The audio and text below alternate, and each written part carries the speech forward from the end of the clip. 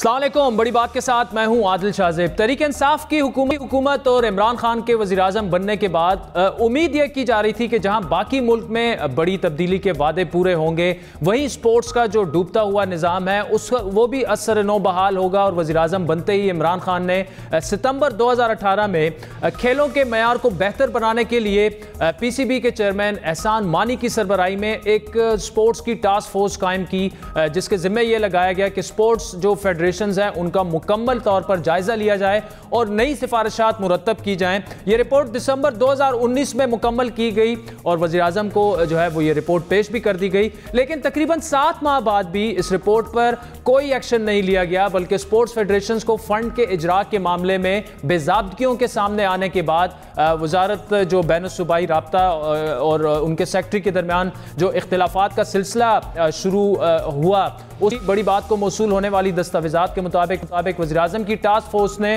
Sports میں بڑے پیمانے پر تبدیلیوں کی سفارش کی، جن میں سب سے اہم پاکستان سپورٹس بورڈ کا خاتمہ تھا۔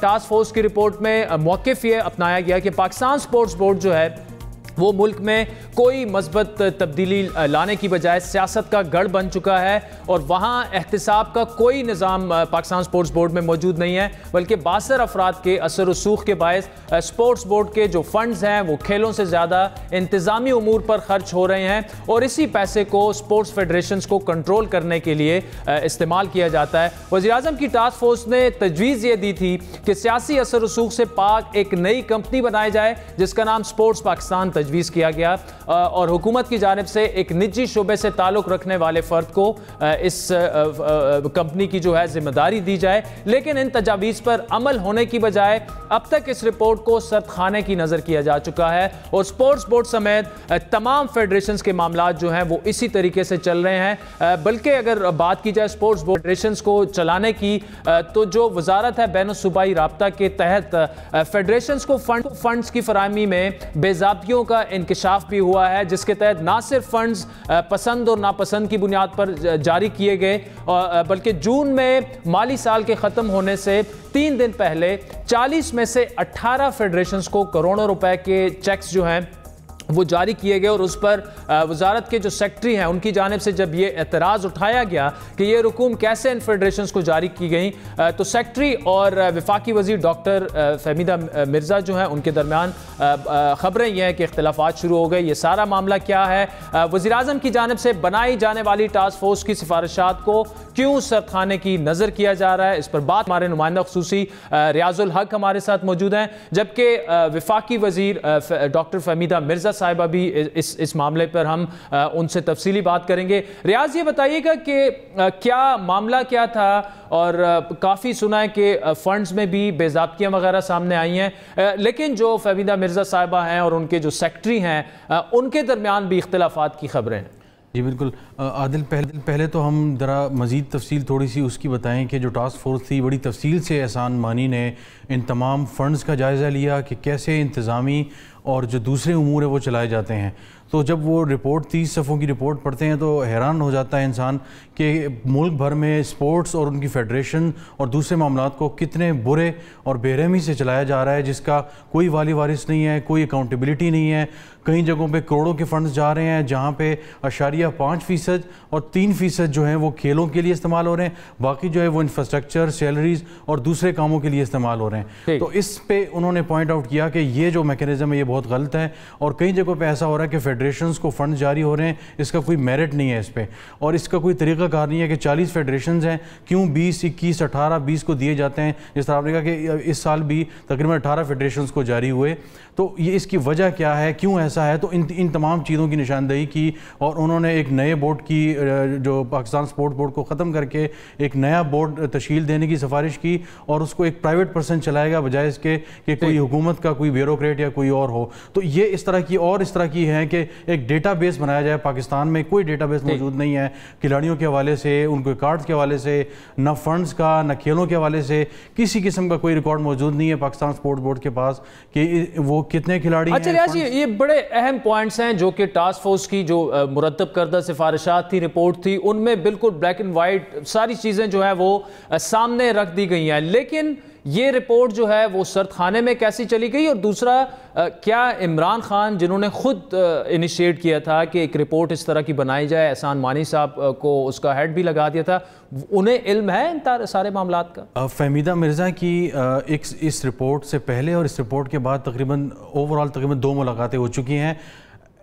احسان مانی بھی ملاقات کر چکے ہیں اس سلسلے میں، اور تمام چیزیں عمران خان صاحب کے نوٹس میں بھی ہیں، اور بلکہ ایک وقت یہ آیا کہ جب رپورٹ جمع ہوگی تو کچھ عرصے بعد فہمیدہ مرزا صاحبہ کی جب ملاقات ہوئی تو اس پہ وزیر اعظم آفس کی طرف سے ایک پریس ریلیز آتی ہے، اس میں باقاعدہ طور پہ لکھا ہوا تھا کہ ناپسندیدگی کا اظہار کیا وزیر اعظم کے آفس نے کہ اب تک اس رپورٹ پہ جو ٹاسک فورس بنائی گئی تھی اس کی ریکمنڈیشن پہ کیوں عمل نہیں ہوا، کیونکہ اس میں کئی جو ٹائم لائن تھی اس میں یہ بھی تھا کہ 60 دنوں کے اندر جو ایک پالیسی ہے وہ بنائی جائے گی، 30 دنوں کے اندر یہ کام کیا جائے گا، ابھی تک اس پہ کچھ بھی نہیں ہوا۔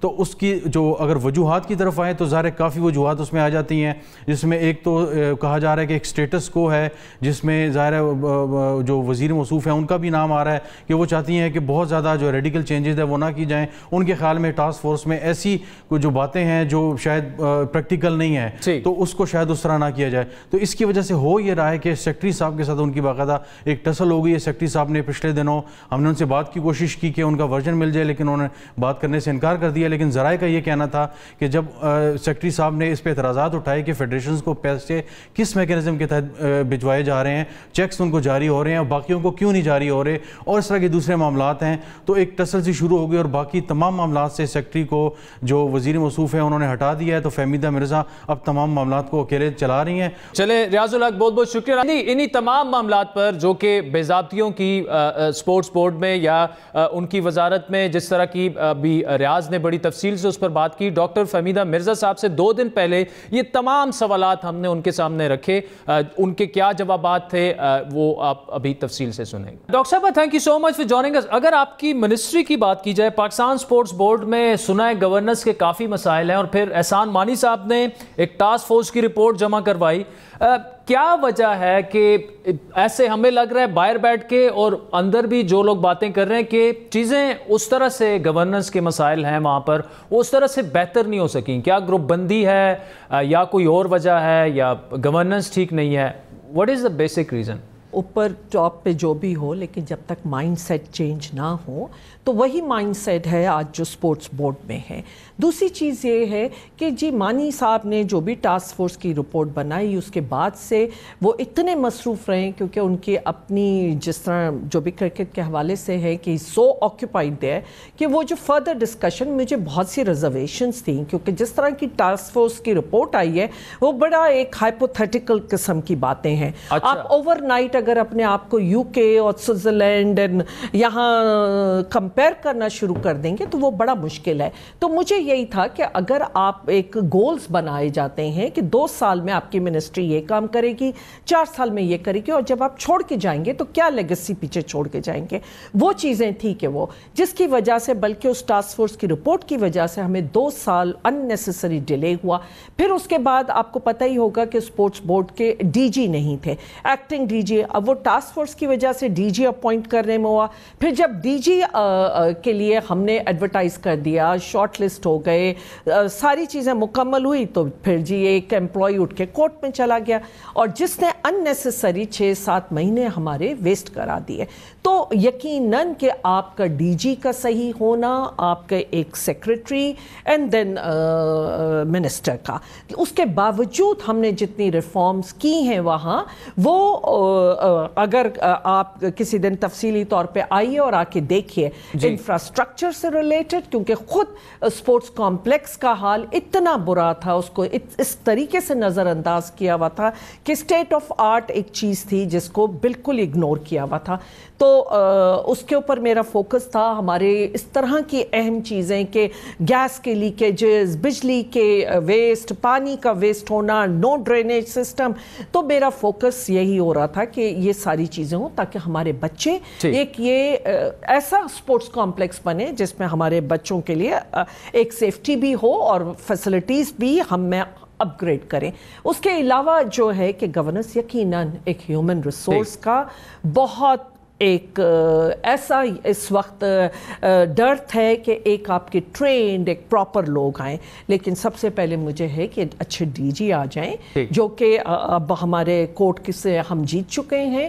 اب انشاءاللہ تعالی جیسے ہی یہ وہ میری لسٹ جائے گی کیبنٹ میں اور کیبنٹ ڈی جی اپروو کر دے گی جس کو بھی ڈی جی لگائیں گے، اینڈ دین انشاءاللہ ایک ہم پورا اسٹرکچرل ریفارم ایک اس میں لا رہے ہیں ہیومن ریسورس میں، اور ہمارے کیا ٹارگٹس کس طرح وہ ہونی چاہیے۔ اور یہ بھی ایک آپ تھوڑا سا انڈرسٹینڈ کر لیں عادل کہ اسپورٹس از اے ڈیوالو ہو گیا ہے سبجیکٹ، منسٹریز ڈیوالو ہو گئی ہیں، سارے ریسورسز ان کے پاس چلے گئے ہیں، تو یہ تو ساری ذمہ داری اب ان کے اوپر آتی ہے جسے لوگ ابھی تک انڈرسٹینڈ نہیں کر رہے ہیں۔ اور جو میرے لیے بھی بڑی تکلیف دہ بات ہے کہ یقیناً جب ہماری نیشنل ٹیم باہر جاتی ہے تو وہ پاکستان کا جھنڈا اٹھاتی ہے، وہ کسی صوبے کا نہیں ہوتا، لیکن اس چیز کو انڈرسٹینڈ کرنا چاہیے تھا، اور اس چیز کو جس طرح ہم نے سارے ریسورسز نیچے صوبوں کے پاس چلے گئے تو اس طرح ایک فیڈرل لیول پہ اس کو ایڈریس کرنے کے لیے نہیں رکھے گئے طریقے۔ اچھا ڈاکٹر صاحب یہ بتائیے گا کہ جو ٹاسک فورس کی ہم نے رپورٹ کی بات کی، ان کی جو ریکمنڈیشن تھی، ویسے تو آپ یہ کہہ چکی ہیں کہ ہائپوتھیٹیکل تھی بہت سی چیزیں اس میں، لیکن کیا ان کی ریکمنڈیشنز پہ پورا عمل ہوگا نہیں ہوگا؟ کیونکہ ایک یہ بھی تھا کہ پاکستان سپورٹس بورڈ کو جو ہے شاید اسکریپ کیا جائے، تو کتنی حد تک آپ ریکمنڈیشن کو فالو کریں گی آپ کی منسٹری؟ دیکھیے as far as Pakistan sports complex کو پرائیویٹائز کر دیا جائے، میں اس کے بالکل اگینسٹ ہوں، بالکل نہیں ہونا چاہیے، کیونکہ آپ کی جب حکومت کے لیے ایک چیز، کیونکہ آپ کی ٹیم جاتی ہے، آپ بالکل ایسا نہیں کر سکتے کہ کوئی بھی آپ کا آنسریبل نہ رہے اور آپ اپنے ایسٹس اٹھا کے اور دے دیں کسی کو کہ وہ چلائیں گے اور وہ خود ہی لک آفٹر کریں گے۔ تو ہمیں ایک پہلے ہی بہت اس اسپورٹس آرگنائزیشنز یہاں پہ مانسٹرز بنی ہوئی ہیں جنہوں نے اسپورٹس کو ڈسٹروائے کیا ہے اس ملک میں، تو آئی تھنک کہ اکاؤنٹیبلٹی اور ایک آنسریبل ہونا بہت ضروری ہے۔ تو میری اور بہت سی اچھی ریکمنڈیشنز ہیں، اس پہ ہم عمل کر رہے ہیں، اور ہم نے اپنا بورڈ جو 27 ممبر اور 28 ممبر کے بورڈ ہوتے تھے اس کو 11 ممبر پہ لیا ہے، جو پرائم منسٹر کا ایک ویژن ہے۔ ایگزیکٹو کمیٹی کو چھوٹا کیا ہے، اپگریڈیشن ہو رہی ہے۔ دوسرا وہ فیڈریشنز جن کی پرفارمنس ہو اور جو واقعی ہی، کیونکہ اس وقت اگر دیکھیں کہ کروڑوں روپے اگر کچھ فیڈریشنز کو دے دیے گئے لیکن رزلٹ زیرو۔ اس وقت آپ کی جتنی نیشنل ٹیمز باہر جاتی ہیں انٹرنیشنل کسی مقابلے میں، اس میں کوئی سے ہی نہیں ہے، کوئی رول ہی نہیں ہے پاکستان سپورٹس بورڈ کا یا فیڈرل گورنمنٹ کا، کہ کوئی سپرویژن نہیں ہے۔ اور اگر ایسا ہو لیکن آپ سے یہ کہا جائے کہ خرچہ آپ سارا اٹھائیں گے لیکن آپ اکاؤنٹیبل بھی نہیں کریں گے، آپ کی سپرویژن بھی نہیں ہوگی، اور جواب دہ بھی پارلیمنٹ میں آپ ہوں گے، قوم کو بھی جواب دہ آپ ہوں گے، تو ایسا تو نہیں ہو سکتا۔ اگر جواب دہ میں ہوں تو پھر میری کوئی سپرویژن یا کچھ وہ ہونا چاہیے، نہیں تو جن کے پاس ہے جو ٹیم کے رسپانسبل ہیں ان کو جواب دہ ہونا ہے۔ اس سب کچھ کے باوجود جون کے آخر میں تقریباً آپ لوگوں نے چیکس جاری کیے 18 کے قریب فیڈریشنز کو، 40 کے قریب یہ سپورٹس فیڈریشن ہے، تو ایک تو یہ کہ 40 میں سے صرف 18 کو کیوں جاری کیا گیا؟ دوسرا یہ کہ اکاؤنٹیبلٹی ان کی کون کرے گا؟ کیا کوئی میکینزم ہے یا اسی طرح چیکس جو ہیں وہ دیے جا رہے ہیں اور جس طرح سے ہوتا رہا باقی ادوار میں بھی ابھی بھی اسی طرح چیزیں چل رہی ہیں؟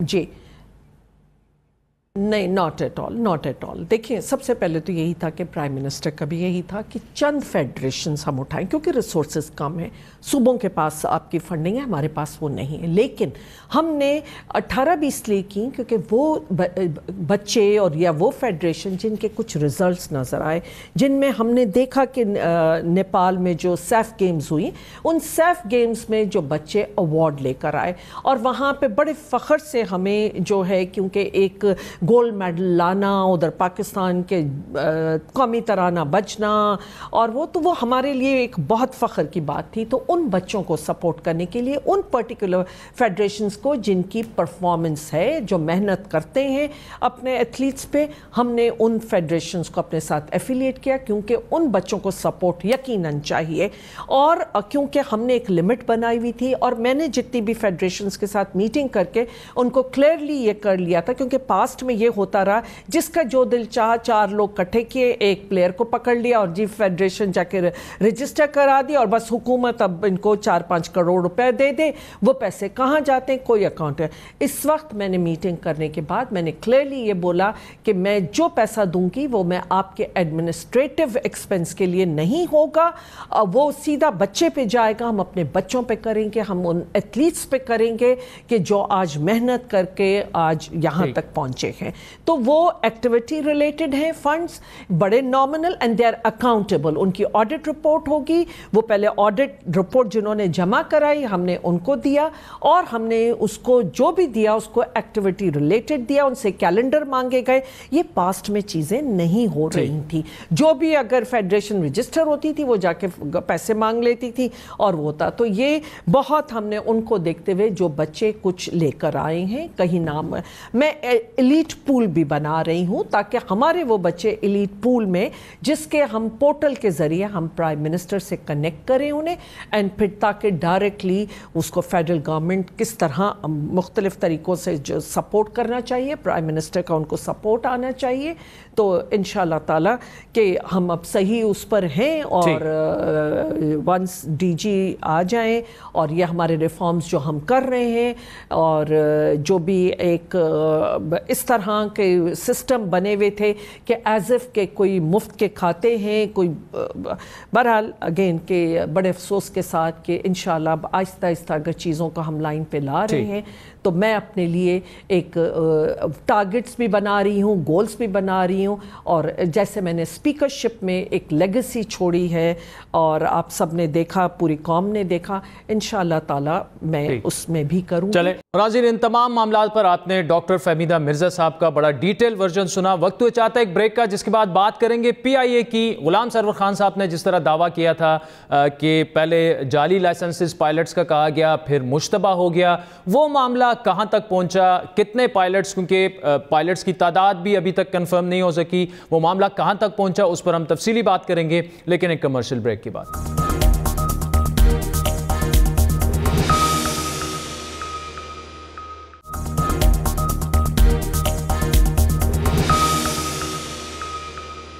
ویلکم بیک ناظرین. پاکستان میں پائلٹس کے مشکوک لائسنسز کا معاملہ اب تک حل نہیں ہو سکا. دنیا بھر سے پاکستانی پائلٹس کے لائسنسز پر سوالیہ نشان لگنے کے بعد سول ایوییشن سے سوال پوچھے جا رہے ہیں. پائلٹس کے لائسنسز کی تصدیق کروائی جا رہی ہے. حکومت کی جانب سے دیے جانے والے نمبرز پر سوالات اٹھا رہے ہیں کہ پہلے 262 کا نمبر بتایا گیا, لیکن ابھی تک صرف 50 کے قریب لائسنس معطل کیے گئے ہیں. بالکل جی, بلا شبہ جب ہم نے اس انکوائری کی رپورٹ بھی پرائم منسٹر کے آگے رکھی تو پرائم منسٹر نے اس انکوائری کی منظوری بھی دی اور ساتھ ہی فوری ایکشن لینے کا بھی کہا. اور ایکشن یہی ہے کہ امیجیٹلی ایک تو جو پائلٹ جس ایئر لائن پہ کام کر رہا ہے, جہاں کام کر رہا ہے, انہیں انفارم کیا جائے, انٹیمیٹ کیا جائے کہ ان پائلٹس کے لائسنس جو ہیں وہ کریڈیبل نہیں ہے یا انڈر کویسچن ہے. تو سب سے پہلا ایکشن تو یہ ہے کہ ان لوگوں کو گراؤنڈ کر دیا جائے گا اور فوری طور پہ تمام ایئر لائنز کو, تمام ریلیونٹ لوگوں کو آگاہ کر دیا جائے گا. اور اس کے بعد جو قانون کے مطابق پروسیڈنگز ہیں, شو کاز ہوگا, پھر چارج شیٹ ہوگی, ان کی ہیئرنگ ہوگی, ان کے خلاف ایکشن ہوگا, اور اگر پروف ہوتا ہے تو پھر یقیناً ان کے خلاف کرمنل پروسیڈنگز بھی ہوں گی اور کرمنل ایکشنز بھی ان کے خلاف پھر پروسیڈ اس کے مطابق کیا جائے گا. لیکن یہ بات اب یہاں رکے گی نہیں, یہ بات اب چل نکلی ہے, تو انشاءاللہ تعالی صفائی کر کے ہم اس انڈر کور ایک بہت ڈیٹیلڈ فورینزک انکوائری شروع ہوئی. یہ ٹوٹل بنتے ہیں 236 irregularities اور سسپیکٹ ایشوز تھے پائلٹس کے ساتھ. جب یہ فائنڈنگز آئیں تو یہ ساروں کے ساروں کو امیجیٹلی گراؤنڈ کر دیا گیا اور سسپینڈ کر دیا گیا. بہت سارے پاکستانی پائلٹس ملک کے باہر دوسری ایئر لائنز میں بھی ہیں, ان کے بھی جو سسپیشن تھا اگر کوئی تھا تو وہ کلیئر کر دیا گیا ہے. سو دیرفور یہ پہلے کلیئر ہو جائیں کہ بائی دا ٹائم جب یہ انکوائری ختم ہوگی انشاءاللہ اور یہ چینجز انکارپوریٹ ہو جائیں گے بہت جلد, یہ انشاءاللہ یہ آپ سے ہمارا وعدہ ہے اور گارنٹی ہے کہ بہت جلد, میں زیادہ لمبا وقت بھی نہیں کہہ رہا کہ کچھ سال لگ جائیں گے, چند مہینوں میں, چند کم مہینوں کی بات کر رہا ہوں, सिविल एविएशन अथॉरिटी पाकिस्तान की इंशाल्लाह सेफ्टी वाइज दुनिया की टॉप अथॉरिटीज में आ जाएगी। 262 पायलट्स हैं जो सस्पेक्टेड हैं आदिल भाई, वो सब के सब ग्राउंडेड हैं, सब के सब सस्पेंडेड हैं, कोई भी जहाज़ के अंदर नहीं है। अब उनकी एक फोरेंसिक स्क्रूटनी हो रही है 1 by 1, तो ये पहले कब हुआ है? और हाल ही में सिविल एविएशन अथॉरिटी की जानिब से एक गैर मुल्की एयरलाइन को लिखे जाने वाले खत में दावा किया गया है कि CAA की जानिब से जारी करदा तमाम लाइसेंसेस जेन्युइन हैं, असली हैं, इनमें से कोई लाइसेंस भी जाली नहीं, बल्कि मीडिया ने इस मामले को गलत तरीके से पेश किया। सवाल ये उठ रहा है कि अगर तमाम लाइसेंसेस जाली नहीं, फेक नहीं, तो फिर हुकूमत की जानिब से एकदम पूरे पाकिस्तान एविएशन इंडस्ट्री पर सवालिया निशान क्यों लगाया गया, जिसका नुकसान ना सिर्फ PIA को हुआ बल्कि पाकिस्तान की आलमी साख को भी नुकसान पहुंचा। दूसरी जानिब इस पूरे मामले में यह इंकशाफ भी हुआ कि हुकूमत की जानिब से जो लिस्ट जारी की गई है उनमें से कई ऐसे पायलट्स के नाम भी शामिल हैं जिन्होंने दुरुस्त तरीके से इम्तिहान पास किया। इंडिपेंडेंट की खबर के मुताबिक 37 साला पायलट ताहिर महमूद, जिनका नाम इस फहरिस्त में शामिल है, उन्होंने जब सिविल एविएशन से राब्ता किया तो उन्हें बताया गया कि यह तहकीकात CAA ने नहीं की और जो तहकीकात सिविल एविएशन ने की उनमें उनका नाम शामिल नहीं। ताहिर महमूद की जानिब से यह सवाल भी उठाया गया कि हुकूमत की जानिब से मशकूक लाइसेंस रखने वाले पायलट्स की जो लिस्ट सुप्रीम कोर्ट में जमा कराई गई उसमें वजारत बहरी उमूर के सेक्रेटरी के दस्तखत मौजूद हैं, लेकिन यह नहीं बताया गया कि मशकूक लाइसेंस केस में वजारत बहरी उमूर से इंक्वायरी क्यों करवाई गई या कैसे उनकी मुआवनत जो है वो ली गई। आपको याद दिलाते चले कि हाल ही में chief justice supreme court justice गुलजार अहमद ने पाकिस्तानी पायलट्स के जाली लाइसेंस के मामले पर खुद नोटिस लिया था और वजीर हवाबाजी गुलाम सरवर खान के कौमी असम्बली में दिए गए बयान पर सिविल एविएशन से जवाब भी तलब किया था, लेकिन अब तक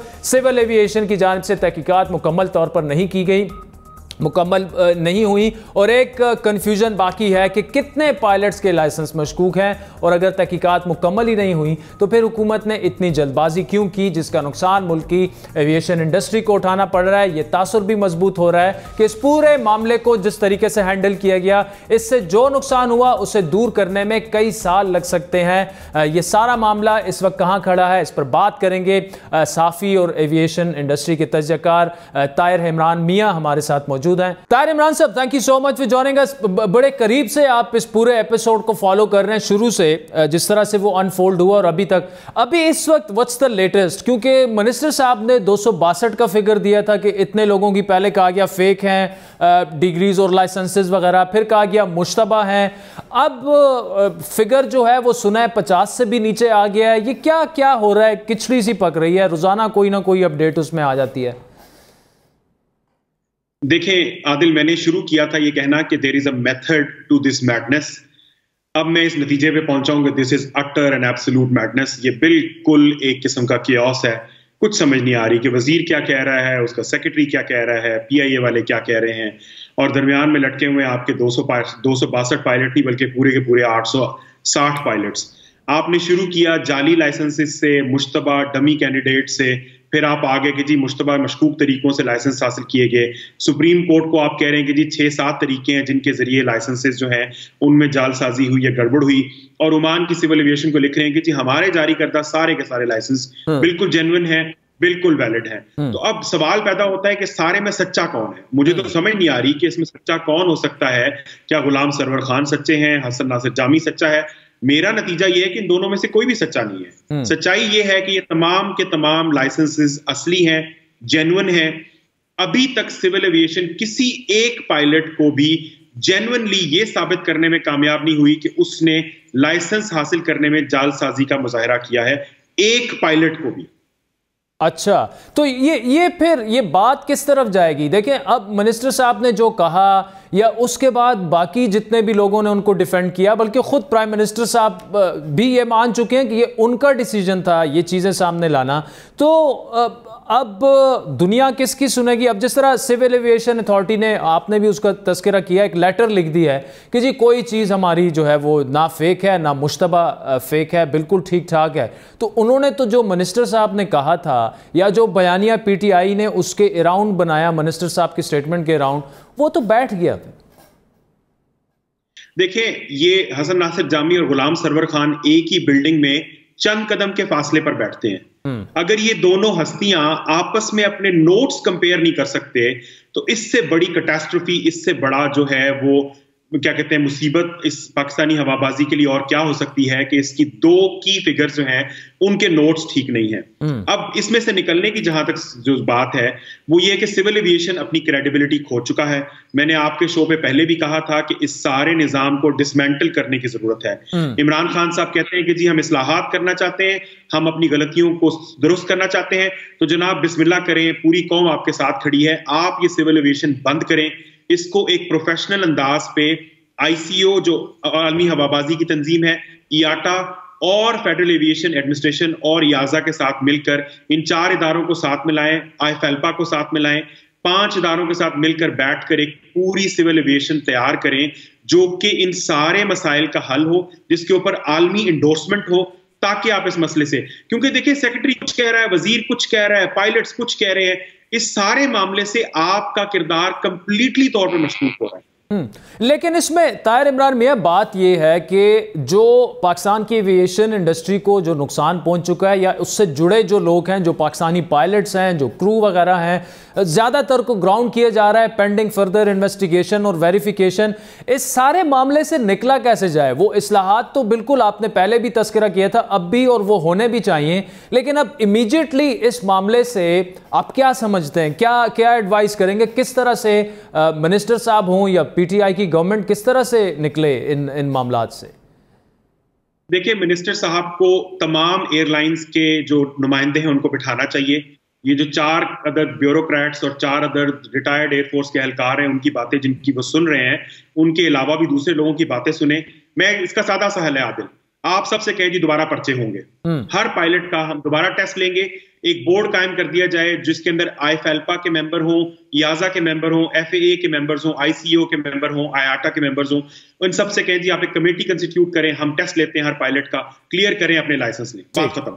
इससे ज्यादा, इससे मुश्किल मेरे नजदीक कोई हल नहीं है। दूसरे नंबर पे पायलट से ऑप्शन लें कि बाहर दुनिया में किसी भी रिप्यूटेबल एजेंसी का लाइसेंस, FAA का लाइसेंस ले आए, याजा का लाइसेंस ले आए, हम आपको वैलिडेट कर देते, बात खत्म हो जाएगी। लेकिन मसला है कि इसके लिए आपको अपनी अना को मारना पड़ेगा, जो शायद बाज लोगों के लिए एविएशन डिवीजन में बहुत मुश्किल काम है।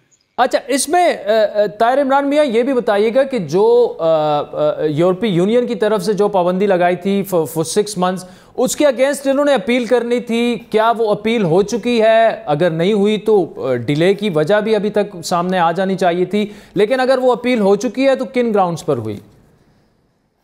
आदिल, उस जो प्रॉब्लम है उसकी बुनियाद में वो एक SMS सिस्टम है, सेफ्टी मैनेजमेंट सिस्टम। अच्छा, याजा चाहती है कि आप अपना तमाम जो सेफ्टी नेटवर्क है उसको ऑनलाइन करें। अगर किसी जहाज के किसी पुर्जे में गड़बड़ है, उसके कोई मैकेनिकल इशू है, कोई एरोनॉटिकल इशू है, तो वो सारा का सारा ऑटोमेटेड हो, जिसके ऊपर वो यूरोप में बैठ के नजर रखें और वो चेक कर सकें कि जो जहाज यूरोप आ रहे हैं, जो PIA के पास हैं, वो 100% प्रॉपर तरीके से मेंटेन किए जा रहे हैं। अब PIA में लगती हैं जुगाड़ें। मैंने आज से कुछ तकरीबन 1.5 पहले एक स्टोरी की थी कि PIA के एक जहाज खड़ा जो खंडर बन गया था। हमारे यहाँ जहाज जाता है सी चेक के लिए, 3 महीने के लिए ग्राउंड हो जाता है, उसके पुर्जे उठा के जो उससे 3 महीने पहले जहाज आया उसको लगाए जाते हैं। आप मेंटेन नहीं करते जहाजों को प्रॉपर तरीके से, तो SMS के लिए आपको वो सिस्टम बनाना पड़ेगा। याजा ने आपको 9 महीने की मोहलत दी, आपने नहीं किया, तो याजा का पायलट से कोई ताल्लुक नहीं है। आप SMS बना दें, याजा आपको उसके ऊपर क्लियरेंस देगी, पायलट के इशू पे आप उनके साथ किसी कॉम्प्रोमाइज पे पहुंच जाएंगे। तो याजा के कंसर्न को SMS बनाए बगैर दूर नहीं किया जा सकता, और वो बनाने के लिए PIA के अंदर बहुत सारे हेड्स रोल करने पड़ेंगे, क्योंकि जिनके खांचे लगे हुए माजरत के साथ, वो कभी भी नहीं चाहेंगे कि वो। ताहिर इमरान मियां, thank you so much for joining us. नाज़रीन, वक्त हो चाहता है एक ब्रेक का, जिसके बाद आपको लिए चलेंगे खैबर पख्तूनख्वा की सूरत हाल पर, जहां पर अपोजिशन बार बार इल्जामात लगा रही है करप्शन के, बड़े बड़े प्रोजेक्ट्स में नौकरियां बेची जा रही हैं। इस तमाम मामलात पर बात करेंगे। अवामी नेशनल पार्टी की तर्जुमान समर हारून बिलोर हमें ज्वाइन करेंगी, लेकिन एक ब्रेक के बाद।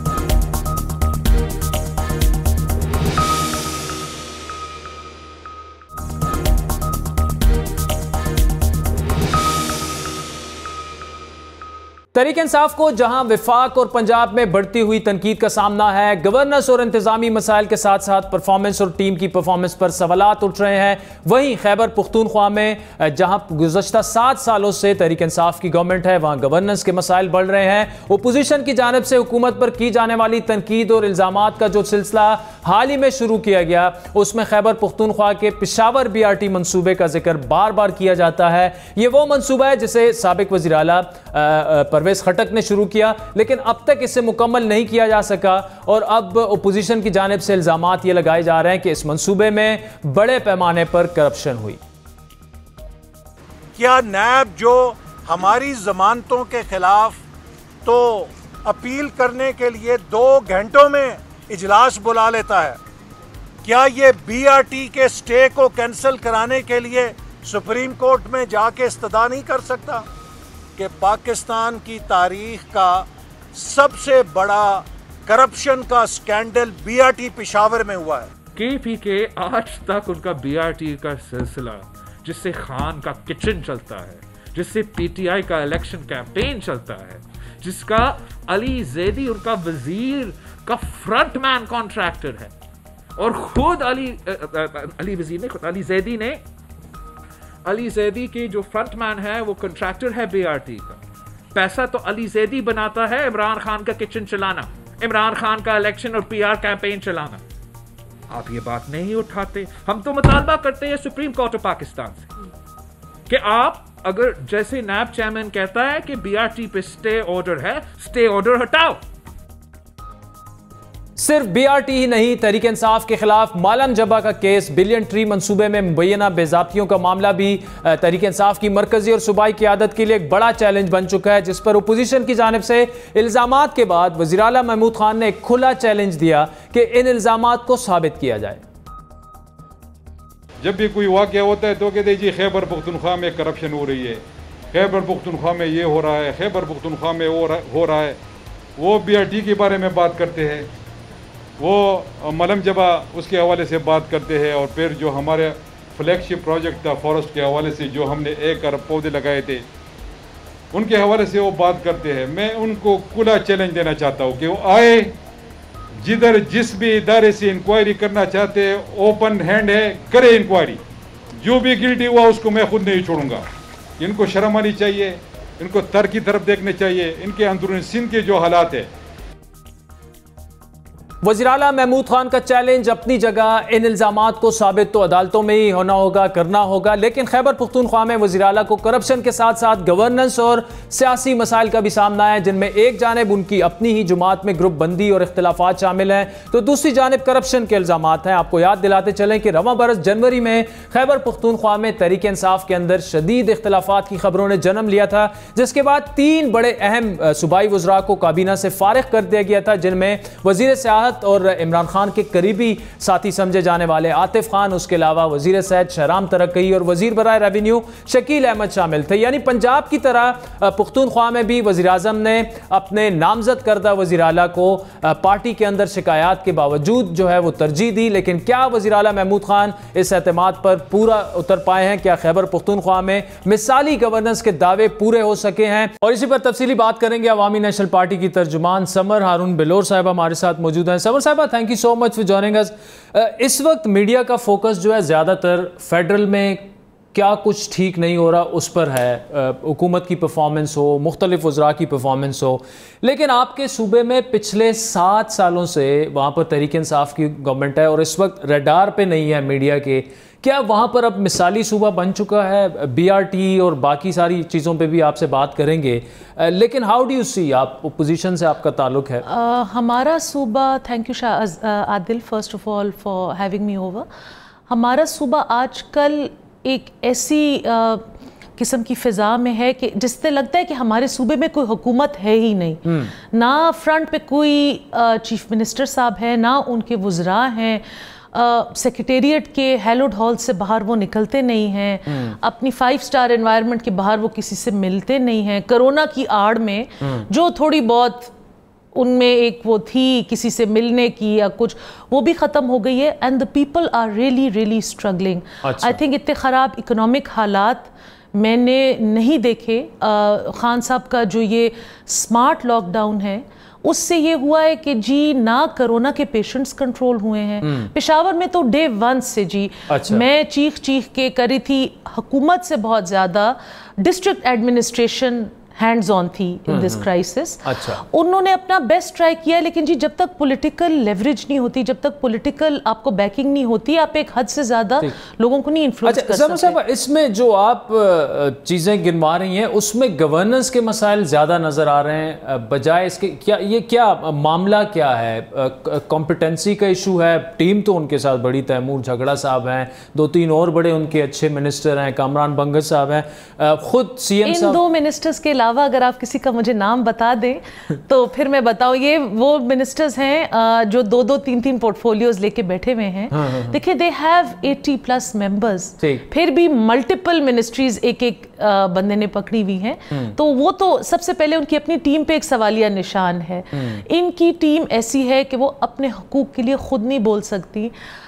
مطلب آپ یہ دیکھیں نا, بجٹ میں NFC ایوارڈ کی جو بات تھی, ہائیڈل پاور وہ تھا, they have their own government in the center. PMLN نے PTI کی گورنمنٹ کو اس سے بڑا چنک دیا تھا اور اس سے اچھا شیئر دیا تھا. یہ وہ فگرز ہمارے ساتھ حکومتی وزراء اور ممبرز خود شیئر کرتے ہیں کہ جی ہم نہیں بول سکتے, آپ لوگ بولیں. تو میں نے تو ان کو بڑا انکریج کیا کہ جی اپنے حق کے لیے, ہمارے صوبے کے حق کے لیے آپ لوگ بھی آواز اٹھائیں. Assembly is not just for opposition. اچھا, اس وقت خیبر پختونخوا کی عوام, چونکہ آپ بلور خاندان سے آپ کا تعلق ہے اور بڑے عوامی ابھی تک آپ کے رابطے اور دروازے وغیرہ اپنے کنسٹیچوئنٹس کے لیے کھلے بھی ہوتے ہیں, تو ڈائریکٹلی آپ انوالو ہوتی ہیں لوگوں کے ساتھ بھی. کیا سوچ رہے ہیں, کیا لوگوں کا گلہ کیا ہے, کیا وہ ناراض ہیں تحریک انصاف کی حکومت سے؟ اس کے میں اس لیے آپ سے پوچھ رہا ہوں, اس کی ایک وجہ پھر میں آپ سے ایک کاؤنٹر کویسچن کروں. دیکھیں جی, لوگ تو گلہ مند بھی ہیں اور لوگ ایک سطح کے عالم میں بھی ہیں, کیونکہ لوگوں سے بہت بڑے بڑے وعدے کیے گئے تھے. جی ہم 3 مہینے میں پاکستان کا نقشہ بدل دیں گے, سب کے لیے فری ہیلتھ کیئر ہوگا, کروڑوں نوکریاں آئیں گی, لوگ باہر سے اپنی جابز چھوڑ کے پاکستان آئیں گے. میں اربن پشاور سے میرا حلقہ ہے, وہاں پہ میں عملی سیاست میں ہوں. سب سے زیادہ تو 2 مانسٹرز نے سر اٹھایا ہوا ہے. ایک انفلیشن جو کہ بجٹ فگرز کے مطابق 11% تھی, اینڈ ان امپلائمنٹ. پشاور میں پڑھے لکھے بچے ہاتھ میں ڈگریاں, ملٹیپل ڈگریاں لے کے پھر رہے ہیں. پرائیویٹ سیکٹر میں بھی جابز نہیں ہیں, پبلک سیکٹر میں بھی جابز نہیں ہیں, گورنمنٹ ان کا کچھ کر نہیں رہا. اوور آل تو یہ تو تقریباً پاکستان میں بھی اسی طرح, پورے پاکستان میں ان امپلائمنٹ بھی بڑھتی جا رہی ہے اور اکانومی کا بھی یہ, اور انفلیشن بھی. اوور آل خیبر پختونخوا کے بارے میں تو یہ کلیم کیا جاتا ہے باقاعدہ کہ صوبے کو بالکل چینج کر دیا, چاہے آپ پولیس اصلاحات کی بات کریں یا بڑے بڑے پروجیکٹس جو انہوں نے. پولیس کا جو ابھی فیمس ایک کیس ہوا ہے اس کے بعد بھی, جس کے بارے میں بعد کافی کچھ things have come to light. دیکھیے, our police people are no doubt, اس انسیڈنٹ کے بعد بھی سوابی میں ایک DSP شہید ہوئے ہیں. خیبر پختونخوا کی فورسز جو ہیں وہ بڑے فرنٹ لائن پہ بیٹل کر رہی ہیں, so we can't take away from it. لیکن سب چیزوں کو وائٹ واش کر کے اگر ہم اس کو ایک ڈسٹیمپر لگا دیں کہ جی آل از ویل, تو پھر یہ ہم اپنے آپ کو دھوکہ دے رہے ہیں. آل از ناٹ ویل. بہت زیادہ مسائل ہے. پرسوں جی میں منسٹر ٹرانسپورٹ صاحب نے مجھے BRT کی ٹیسٹ ڈرائیو پہ انوائٹ کیا, وچ واز کوائٹ گرینڈ تقریب. اور لیکن میرا کویسچن الگ تھا جی. میرے حلقے میں جو پشاور کے ہارٹ, قصہ خانی بازار, لیڈی ریڈنگ ہاسپٹل, یہ سب میرے حلقے میں آتے ہیں. مجھے ہر روز اٹھ کے کس چیز کے لیے اسٹرگل کرنا پڑتا ہے؟ پانی کے پائپوں کے لیے, مین ہول کورز کے لیے. ابھی بھی اتنے بڑے مین ہولز میرے حلقے میں انکورڈ ہیں کہ جس میں بچے گر کے اپنی جان کھو دیتے ہیں. مجھے ڈیلی بیسس پہ بجلی اور لو ہینگنگ وائرز کے لیے اسٹرگل کرنا پڑتا ہے. سو وین بچے ڈیسکس پہ بیٹھے ہوئے ہیں, کیونکہ آپ کو پتہ ہے جو پرانے شہر ہیں, جو انٹیریئر سٹیز ہیں, وہاں پہ بہت چھوٹے چھوٹے گورنمنٹ سکولز ہیں, they have no place left and right کہ وہ ان کو بڑا کریں. تو لیک آف اسپیس کے لیے انہوں نے فرنیچر اٹھا کے بچوں کو کارپیٹس پہ بٹھایا ہوا ہے. اب جہاں پہ یہ مسائل ہیں تو وہاں پہ 1.5 ارب روپے لگانا, my point is not that. 1.5 ارب کس چیز پہ؟ BRT پہ جو لیٹسٹ فگرز میں نے تو کل کہا ہے کہ جی ہمیں جب آپ یہ دکھا رہے ہیں, اپنا کمپیوٹر روم دکھا رہے ہیں, اپنے ٹرمینلز دکھا رہے ہیں, بسیں دکھا رہے ہیں, ہمیں ساتھ یہ بھی بتائے نا کہ اس کا پراپر کاسٹ کیا ہے, تاکہ per passenger, per seat, per day, what is this costing the Khyber Pakhtunkhwa government? मतलब हमें जब तक cost नहीं पता चलेगी हम उस चीज़ को कैसे evaluate करेंगे? लेकिन इन सारे मसाइल का आपको चूंकि ओपोजिशन अगर वहाँ पर या तो तहरीक इंसाफ की गवर्नमेंट होती है या फिर ANP साथ में पीपल्स पार्टी और मुस्लिम लीग नून भी मिलके, तो आपके पास क्या प्लान है? मतलब ANP को भी अगर हम देखें तो कोई कंक्रीट प्लान कोई सामने नहीं आया कि जी ये चीज़ इस तरह से होनी चाहिए थी, ये इस तरह, वही पॉलिटिकल पॉइंट स्कोरिंग होती है ANP की प्रेस कॉन्फ्रेंसेस में भी। अनफॉर्चुनेटली जब आप लाइव इंटरेक्शन कर रहे होते हैं तो जो सवाल आता है आप उस सवाल का जवाब देते हैं। हमारी जी एक अब तो जी मईशत का जो एक बेड़ा गर्क हो गया है, हमने ऑलरेडी अपनी एक टीम बिठाई हुई है of top analysts of our province including industrialist, जो हमें एक वो बता के जिसको आप कह रहे हैं बेल आउट पैकेज, जिसमें हम अपने आप को बेल आउट करें, अपनी इकोनॉमी को बेल आउट करें, खैबर पख्तूनख्वा की आवाम को बेल आउट करें। ताजरों के साथ हमारा बड़ा क्लोज कांटेक्ट है जी, ताजिर बिरादरी भी स्मॉल मीडियम जो है बिल्कुल पिस के रह गई हैं। कुछ हुकूमती हालात है, कुछ जो बची कुची कसर थी वो कोरोना ने पूरी कर दी है। So we need to tackle these things on 2-3 things. We're taking on all public input, मतलब जो affected parties हैं, जो affected लोग हैं, और जैसे मैंने आपको पहले कहा है कि एक decent रोजगार लोगों को हमें प्रोवाइड करना पड़ेगा, जो भी हुकूमत में हो। जब तक आप ये नहीं कर सकते, आप लोगों के जो मेन मसला है जिंदगी का उसको अच्छा, आपसे एक सवाल करूंगा और I expect a very honest answer. इस वक्त करप्शन ज्यादा है या ANP के दौर में करप्शन ज्यादा थी? देखिए जी, ANP के दौर में करप्शन का एक आवाज़ा था विच unfortunately we were unable to battle and we were unable to tackle that. अगर मैं ऑनेस्टली बताऊं, मैं तो खुद इतनी डिसअपॉइंटेड हूं कि जो करप्शन के मतलब मैं आपको क्या बताऊं, किस किस महकमे का मैं नाम लूं जिसमें छोटी से छोटी पोस्टिंग ट्रांसफ़र के लिए हज़ारों लाखों रुपयों की डिमांड बड़े खुलेआम हो रही है। अच्छा, अभी भी हो रही है? हो रही है, हो सेक्रेटेरिएट में इनफैक्ट ख़तों के ऊपर भी 1000 और 1200 रुपए का ट्रांजैक्शन हो रहा है। इवन अगर आपने एक ख़त लेना है, आपने उसके लिए भी हार्ड कैश देना होगा। Corruption is at a peak, इसलिए again I repeat my self, because the governance is behind close doors. वो निकल के अपने दफ्तर से बाहर कदम ही नहीं निकाल रहे हैं, देख ही नहीं रहे कि क्या हो रहा है, और अपने आप को वो ऑल इज़ वेल की थपथपी दे रहे हैं। ठीक, समर हारून बिलोर साहबा, thank you so much for joining us. नाज़रीन, आज के प्रोग्राम पर आपके फीडबैक के मुंतज़िर रहेंगे। हमारा ट्विटर हैंडल है @बड़ी बात। मुझे मेरी टीम समेत इजाज़त दीजिए। खुदा हाफिज़।